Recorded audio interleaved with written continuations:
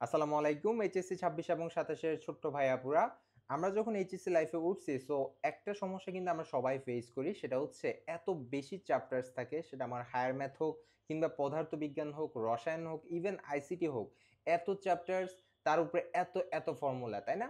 এবং এই ফর্মুলা গুলা নিয়ে কিন্তু তোমরা পরীক্ষায় একটা হেজিটেশন এর মধ্যে ভুগো। ধরো একটা চ্যাপ্টার তুমি পড়ে গেছো বা ২-৩ টা চ্যাপ্টার পড়ে গেছো। এখন এই চ্যাপ্টার গুলোর মধ্যে অ্যাকচুয়ালি কোন সূত্রটা কোন জায়গায় এপ্লাই করবা জিনিসটা কিন্তু তুমি পুরোপুরি কনফিউজড হয়ে যাও।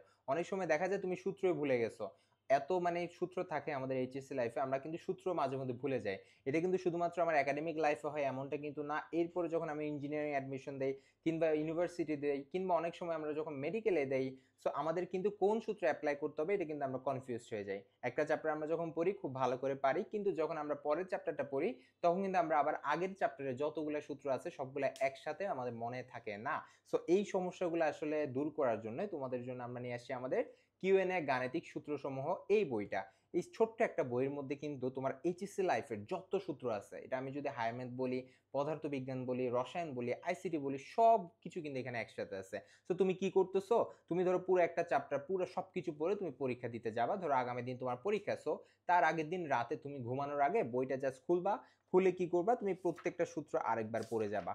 প্রত্যেকটা সূত্র, এটা তোমার যত এমসিকিউ আছে সবগুলাতে তো হেল্প করবে। তার সাথে সাথে এখানে কিন্তু আমাদের বইয়ের মধ্যে সূত্রের ব্যাখ্যাও কিন্তু দেয়া আছে।